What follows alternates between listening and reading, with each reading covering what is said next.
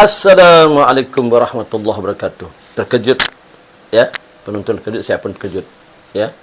Kita bertemu lagi dalam kisah seram kali ini. Pasti para penonton ternanti-nanti apakah cerita saya selanjutnya. Ya. Sebelum saya ceritakan cerita ini, terlebih dahulu saya nak beritahu kepada para penonton, sekiranya para penonton sekalian ada cerita-cerita seram yang ingin nak kongsikan pada saya, tak kiralah dia dari Malaysia ataupun Indonesia, sila kongsikan. Letak di ruangan komen. Walaupun panjang-panjang pun saya tetap baca tu. Saya akan ceritakan pengalaman para penonton sekalian dalam channel ini. Ya, insya-Allah. Jadi kali ini saya nak ceritakan pengalaman hidup saya juga dalam kisah seram ini, iaitu pengalaman yang dahulu, ya. Saya ada seorang sahabat. Sahabat ini adalah sahabat daripada jiran sebelah negeri saya, itu negeri Sarawak. Negeri Sarawak. Dia ni adalah seorang guru. Seorang guru, kemudian dia ditukarkan ya ke negeri Sabah. Ini ditukarkan untuk menjadi seorang guru dan mendidik murid-murid di sinilah, dipostingkan ke sini. Jadi oleh kerana saya kawan rapatnya, ya, kawan rapatnya, kami berhubung. Sebab punca kami menjadi kawan itu adalah kerana perniagaan bisnes lah. Akhirnya kami menjadi sahabat. Maka dia hubungi saya untuk mencarikan satu rumah untuknya. Minggu depan, lebih kurang seminggu dari sekarang, dia akan pindah. Jadi dia nak, kalau boleh segeralah nak cari rumah. Apalagi saya, ya, apalagi saya nak buat, ya. Saya pun carilah dalam internet, ya, dalam Facebook, kalau ada rumah kosong, tanya kawan-kawan. Tak jumpa juga. Internet pun tak jumpa. Ada pun rumah tapi tak sesuai dengan dia. Mahal sangat sewanya. Ya. Dan ada juga rumah yang bilik. Dia tak nak bilik berkongsi dengan orang, tak mau. Dia nak sebiji rumah, sebuah rumah. Dia tidak mau yang berkongsi bilik-bilik itu. Jadi saya pergi ke kedai, saya mencari surat khabar. Saya pun dapatlah satu surat khabar tentang rumah sewa. Saya cek. Ada satu rumah sewa ini, saya hubungi. Ya. Dan bila saya hubungi tuannya kata, kamu nak ada rumah, tinggal di rumah ni? Saya kata mau. Saya bagi kamu diskaun lah, ataupun special lah dia punya sewa tu. Saya kata menarik. Rumah tu macam mana? Dia kata rumah ni seperti banglo, tapi bukan banglo. Cuma rumah ni dia kata dekat bukit, di atas bukit, dan jauh daripada orang ramai. Maknanya agak macam terpincil sikit lah. Dia tidaklah jauh sangat, tetapi tidak berjiran lah, tidak berjiran. Kemudian di belakang dia kata ada kuburan Islam dan kuburan bukan Islam. Itu saja dia kata. Saya kata kenapa bagi sewa rumah murah sangat, sewa ni 500 sebulan. Dalam keadaan rumah 2 tingkat, dia kata rumah tu 2 tingkat. Di atas ada 3 bilik, di bawah ada 2 bilik dan 1 ruang tamu, biasalah dapur, tandas. Ada 1 bilik di atas bedroom, ada tandas dalam bilik, dan ada tandas juga di atas, dan di bawah pun ada tandas. Kira cantiklah rumah tu. Bila saya tengok gambar, saya kata bolehkah saya tengok? Dia kata boleh. Besok saya bertemu janji dengan ownernya, bincang. Saya pun rasa macam setuju lah. Saya ambil video, kemudian saya gambar, saya bagi dengan kawan. Bila kawan saya tengok, oh, kawan saya puas hati, terbaiklah dia kata. Tuan, terbaik kau bagi aku rumah yang begini. Wah, hebatlah. Kata inilah kawan. Dia kata boleh, saya akan terima kedatanganmu ke sini. Bila datang, maka kami buat temu janji dan saya jumpa di airport. Dia kata begini, kita lepas antar barang ke rumah, kita makan cari restoran, sebab lagi pun rumah tu pun belum siap lah, ya. Maknanya bukan belum siap, tapi dapurnya, bahan-bahan untuk masak belum ada. Segala bawangnya apa tu belum ada. Minyak masak belum ada. Semualah alat-alat masakan tu, dapur ada, disediakan, tapi alat-alat memasak, bahan-bahan untuk dimasak tu belum ada. Kawan saya ni pun memang pandai masak. Tapi malam tu kami tak masak sebab dia sampai malam, dan kami pakat untuk makan di restoran. Selepas makan di restoran, dia pun bawalah sedikit bungkusan untuk dimakan di rumah dan air, dan kami masak air sambil minum kopi. Sambil tonton TV. TV sudah ada lah. Maka malam tu, dah hampir pukul 12 malam, saya pun mengantuk. Saya kata dengan kawan, bolehkah saya tidur? Dia kata, awal lagi, babe. Saya kata pukul 12, tadi penat lah. Okeylah, tidurlah. Jadi, esok pun Ahad. Saya tidur dulu dan dia pun tidur juga di sebelah mana? Dia tidur di sebelah saya di atas cushion. Saya kata, kenapa tak tidur di atas? Dia kata, biarlah tidur sini dulu. Nanti kalau dah selesai, disapu dan sebagainya, baru dia tidur di atas. Saya kata, okey. Jangan main. Tapi sebelum tu saya pergi ke bilik air, saya ambil uduk. Sebab ada ustaz nasihat saya, dia kata sebelum tidur kena berwuduk dan bacalah 3 kul, iaitu kul huwallahu ahad, kul a'udzu birabbil falaq dan kul a'udzu bin nas, baca 3 kali hembus sapu seluruh badan. Insya-Allah dia kata kau tidak kena apa-apa. Malam tu kau tidur baik dan tidak ada gangguan. Saya kata okey. Dia pun pergi. Bila saya balik daripada ambil duduk, saya tengok kawan saya dah terlena di atas kursi. Saya tak kejut dia, saya pun tidur sebelah. Tidur. Tiba-tiba sekitar pukul 3 pagi, saya dikejutkan dengan satu suara. Tolong. Saya siapa? Tolong. Suaranya begitu. Sayup-sayup. Tolong. Saya jadi seram. Siapa ni suara ni? Dah lah rumah ni jauh. Tak mungkin jiran yang punya suara. Jiran tak ada jauh. Jiran tu lebih kurang 500 meter lah. Baru ada jiran. Nampaklah rumah sayup-sayup. Cahaya-cahaya tu. Tolong. Siapa tengok? Siapa? Bila saya pusing ke kanan, mana kawan saya tadi yang tidur di cushion? Saya pun jadi risau. Oh, saya kata saya sangka baiklah. Mungkin dia tidur di atas ni, tak selesa di atas cushion kan, maklumlah. Mungkin dia tidur di bilik bedroom yang paling cantik tu, ada aircon, ada katil siap. Saya sambung balik tidur. Tapi masih ada dengar suara, tolong, tolong. Saya rasa siapa ni? Saya pun jalan pelan-pelan ke atas. Saya tengok di bilik di bawah tu ada 2 bilik tadi kan. Buka pelan-pelan. Tak ada orang. Tapi saya rasa seram pula, macam lain macam ni. Buka satu bilik lagi, tak ada orang. Saya pergi ke dapur pelan-pelan. Tengok, okey. Saya rasa mungkin suara dari atas ni. Saya pun jalan pelan-pelan naik tangga. Terdengar suara, tolong, tolong. Saya pun jalan pelan-pelan naik tangga. Perasaan seram saya makin kuat. Bulu rumah saya kembang. Dari mana suara ni? Takkan suara daripada sahabat saya ni. Tapi suara tu suara orang. Tolong, makin jelas. Saya naik ke atas. Ke atas kan ada 3 bilik. Saya buka pelan-pelan bilik yang pertama. Saya tengok, tak ada orang juga. Tapi gelap. Saya hidupkan lampu. Tak ada orang, kosong. Bilik pertama tu kosong. Tak ada apa-apa langsung. Saya buka bilik kedua. Hidupkan lampu. Kosong. Yang ada cuma katil kosong, katil bujang dan ada satu almari kosong.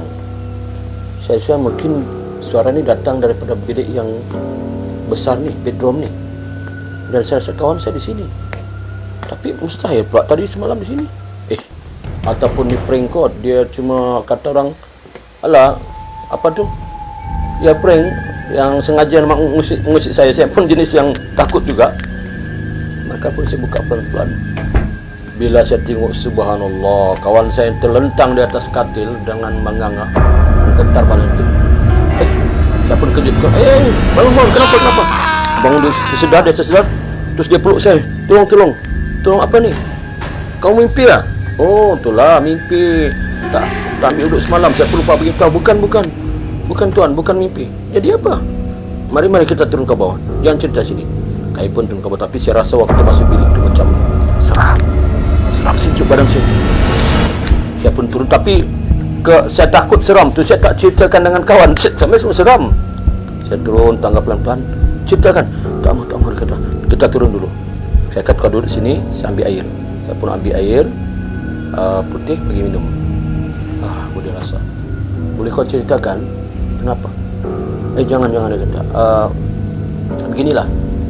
Kita tidur balik sini. Tapi kau tidur tidur di sini kan tadi? Di atas kursi ni, ya betul. Tapi dah saya cerita. Boleh tak begini? Kita tidur bergandingan. Kenapa? Saya kata. Diamlah. Ikut saya lah. Saya pun ikut di bergandingan. Kemudian ada bantal guling panjang diletakkan di perut saya dan perutnya. Kami tidur sama-sama lah. Tiba-tiba malam tu lebih kurang pukul 4 pagi. Sekali lagi saya terkejut. Kali ini lagi saya terkejut sebab kawan saya di sebelah pun tak ada. Tapi tak ada suara. yang terdengar suara cengkrik, bunyi cengkrik sunyi pukul 4 pagi. Ish, sunyi. Makin seram saya. Ya Allah, saya kata, apa ni ya? Kenapa ni? Apa yang jadi pada kawan saya ni? Saya pergi atas balik, tempat yang bilik tadi tu. Tapi saya takut. Kan? Tapi saya beranikan diri juga. Dalam keadaan takut, saya beranikan diri. Saya pelan-pelan naik tangga. Saya pasang lampu dinding tu. Tuk, hidup lampu dinding. Saya tengok, oh terang. Alhamdulillah. Masuk bilik pertama yang tadi kosong. Bilik bedroom tu pun kosong. Mana pula dia ni? Mustahil pak dia balik Sarawak. Tak mustahil. Saya pun turun pelan-pelan ke bawah. Saya tak matikan lampu tu biarlah terang. Kalau matikan seram. Saya rasa macam di belakang saya ada ikut. Saya turun tangga tu, macam di belakang saya ada ikut. Saya pun seram. Turun pelan-pelan. Saya tengok ada lembaga hitam dekat dapur tu, tapi terbaring. Dapur tidak hidup lampunya. Adalah sikitlah lampu macam lampu dari jalan tu.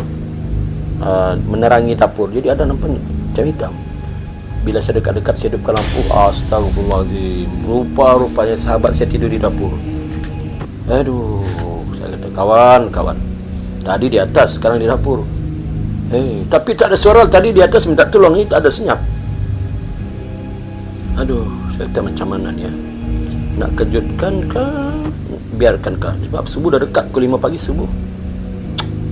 Saya juga. Tapi kalau biarkan sejuk lah di dapur ni. Lantai simin sejuk. Kesian juga. Maka saya pun tak kejutkan, tak apa pun saya angkat. Berat juga lah badannya. Taklah, nasib baik dia ni taklah besar. Lebih kurang juga badan kami, cuma dia kurus sikit. Jadi saya pun angkat pelan-pelan. Beratlah.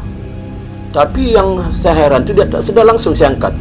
Saya angkat pelan-pelan, saya letak di atas kursi. Kemudian saya selimutkan, letak bantal di kepala. Saya biarkanlah. Saya pun tak mau tidur dah. Saya tak tidur, saya tunggu situ. Ustaz saya ada begitu, kalau ada apa-apa berlaku, kan, kau baca istighfar, Al-Fatihah sekali dan ayat kursi. Kemudian hembus ke atas air itu. Ini yang saya belajar lah.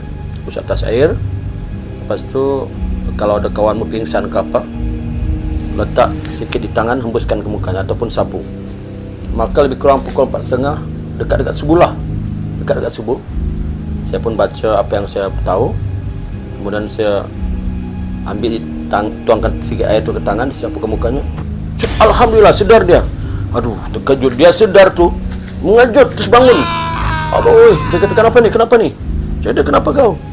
Aku yang terkejut. Dia kata, kenapa aku di sini? Kenapa? Dia kata. Aduh, saya kata, beginilah. Belum sempat saya nak terangkan apa yang berlaku, tiba-tiba azan berkumandang di masjid. Sayup-sayup lah. Sebab rumah tu pun tak jauh dari masjid lah. Terdengarlah suara azan sayup-sayup, azan subuh. Saya tahu beginilah. Panjang ceritanya. Besok siang lah kita cerita ya. Jadi sekarang ni kau pergi mandi, berwuduk, kita ke masjid lah. Sembahyang di masjid. Dia kata, tak boleh sembahyang di rumah ke? Saya kata, boleh juga di rumah, tapi baguslah di masjid kan. Kita berjemaah dengan orang-orang masjid. Kenapa saya tidak mau di rumah, tuan-tuan, para penonton? Sebab begini, saya bimbang nanti ada apa-apa yang berlaku lagi. Huru hara kan. Sebab ke masjid itu kurang-kurang kalau apa terjadi, orang masjid boleh tolong. Maka selesai dia mandi, saya pun mandi bersiap, saya pun datang ke masjid. Maka kami salat berjamaah subuh, dan selepas itu kami sarapan pagi. Dan sarapan pagi itulah dia cerita dengan saya. Dia kata, semalam kau perasan ke? Apa dia? Aku semalam, kan kita tidur di atas kursi. Tapi aku macam mimpi, aku diangkat oleh seorang. Ya. Ketika saya diangkat tu, saya sedar, saya menjerit. Oh, rupanya yang suara menjerit itu suara mula. Tak tahulah dia kenapa. Kau dengar ke suara menjerit? Ya, saya dengar. Lepas tu? Dia kata, lepas tu yang saya terkejut, yang kau datanglah ke bilik. Kemudian kita tidur di cushion macam biasa. Lepas tu sekali lagi saya diangkat dan diangkat ke dapur. Dia kata, seram juga rumah yang awak beli ni ya. Awak sewa ni, bukan beli. Maaf, sewa. Saya kata, iyalah. Sebab yang owner rumah ni pun kata rumah ni dah lama ditinggalkan dan sewanya dimurah sebab tidak ada orang yang sanggup tinggal di rumah ni. Dahulu dia kata tinggal di rumah ni, tak lama pindah. Padahal keluarga tu berkeluarga pindah, tak tahan dia kata. Beginilah kesnya. Siap tidur malam dipindah. Saya kata beginilah. Kau takut katanya di rumah ni? Kita takut, tapi saya kata begini. Kita beranikan diri. Macam mana caranya? Saya ada kawan ustaz. Kita panggil dia nanti untuk membantu kita untuk kita buatlah apa, kita ceritalah apa yang berlaku. Moga-moga nanti apa yang ustaz ajar kita nanti dapat menyelesaikan masalah ini. Ya, dia pun setuju. Jadi para penonton sekalian, tunggu sambungannya di episod yang akan datang. Bagaimana keadaan rumah itu setelah kami berjumpa seorang ustaz. Ya, cukup setakat ini cerita kita. Ya, sekiranya para penonton sekalian ada cerita-cerita yang menarik, boleh dikongsikan dengan saya dan saya akan tolong ceritakan. Ya, walaupun nama para penonton nama samaran pun boleh. Ya, sekian, terima kasih. Bertemu lagi. Assalamualaikum.